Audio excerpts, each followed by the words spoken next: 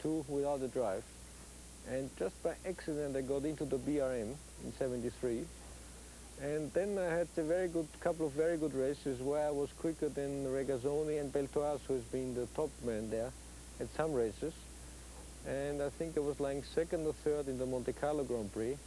And this was the time when Enzo Ferrari saw me and then contacted me and signed me up for '74. So really, from '74 on, when I joined Ferrari and won my first two Grand Prix, everything was going okay. But before it was touch and go if I make it or not.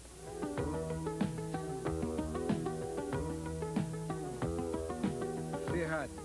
Foi nos carros vermelhos da mitológica escuderia italiana que o talento de Niki Lauda realmente apareceu. Pouco a pouco, o piloto austríaco colecionou as vitórias que lhe dariam 2 títulos mundiais. Non è mica andato male.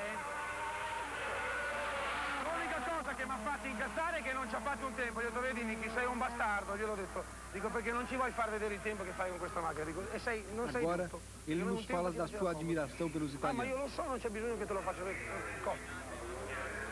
The Italians, I do like the people because I like the heart they have. They have a very big heart and they are very emotional. It was very difficult to work with Ferrari sometimes, but it was very nice too. But this is a normal up and down which you have to face when you drive for a competitive team. Was it Mr. Ferrari or the... No, Mr. Ferrari I never had a problem because I admire him. He's a very strong character. He's an incredible personality. And I wish he lives for many more years because I think there's not one in motor racing I know who is like he is. Circuito Nürburgring, 1976. Estas são as últimas imagens de Niki Lauda antes do acidente que quase lhe custou a vida.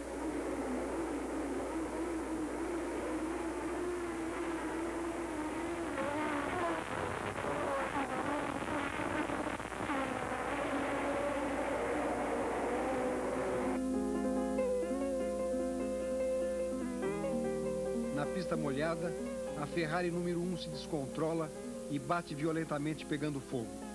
Começa então a prova mais difícil para Lauda, vencer a morte.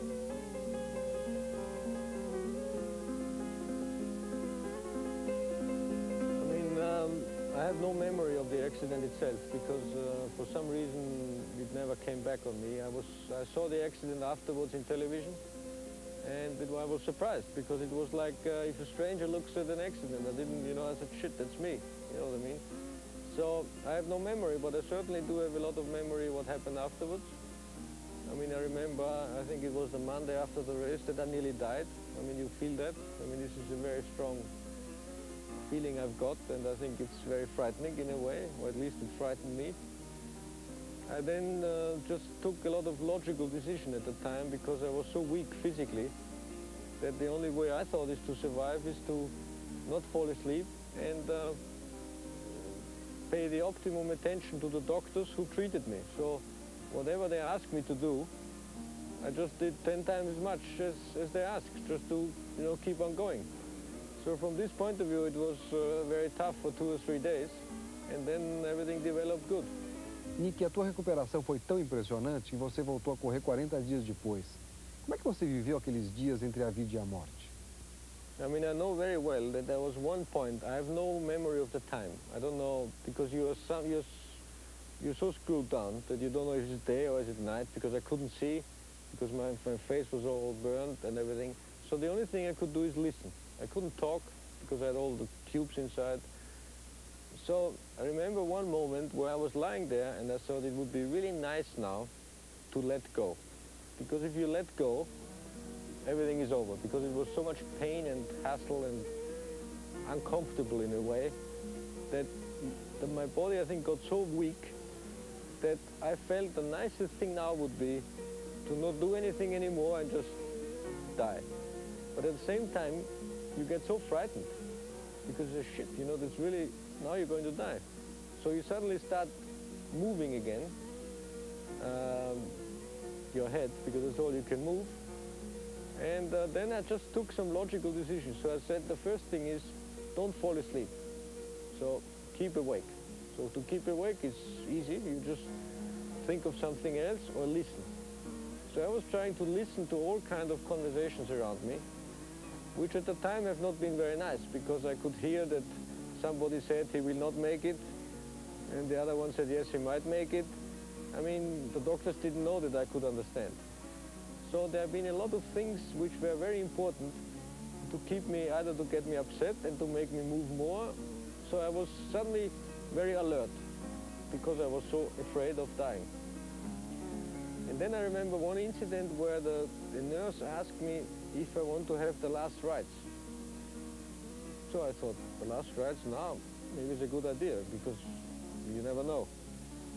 And then I don't know anything, and sure, a couple of minutes went by, I don't know how many, and suddenly I realized that somebody had touched me on my shoulder.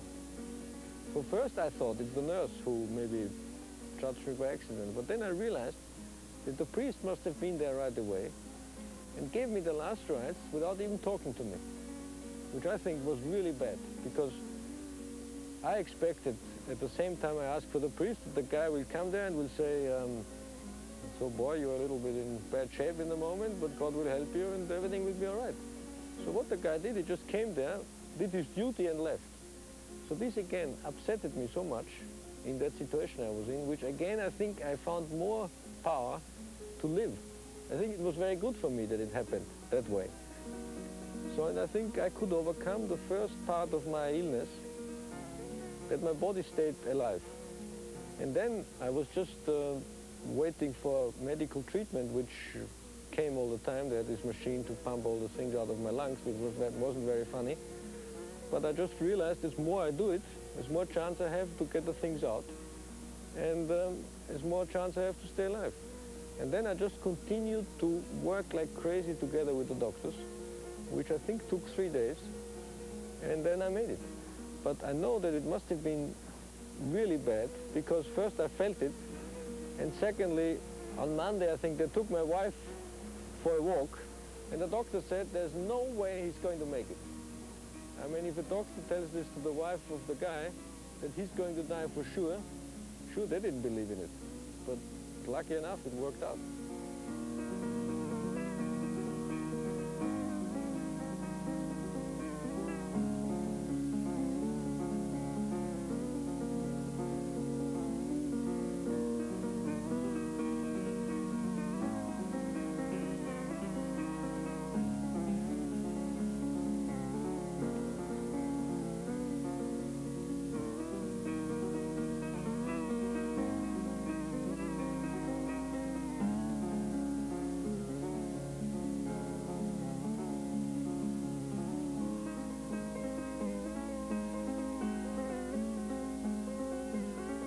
Afterwards, I worked out the biorhythm.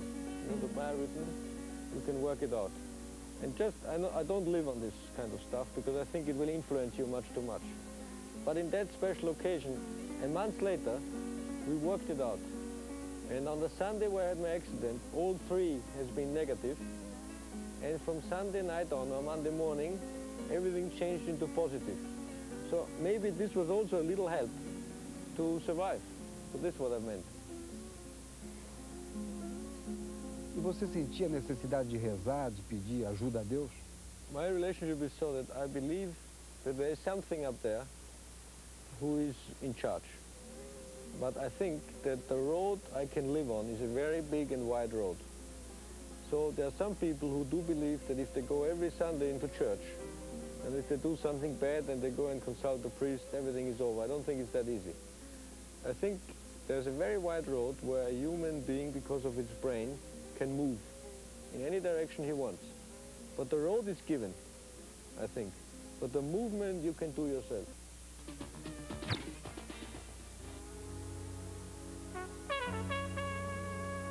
Monza, 43 dias depois do acidente.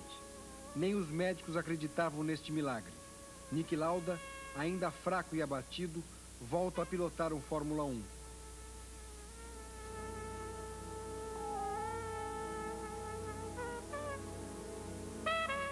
Começa então um novo desafio, desta vez contra o medo. First, I had very good medical treatment. So the reason I could come back into a car is because I was lucky that all my injuries healed so quickly that I could do it.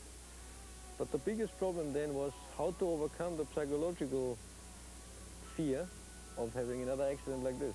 So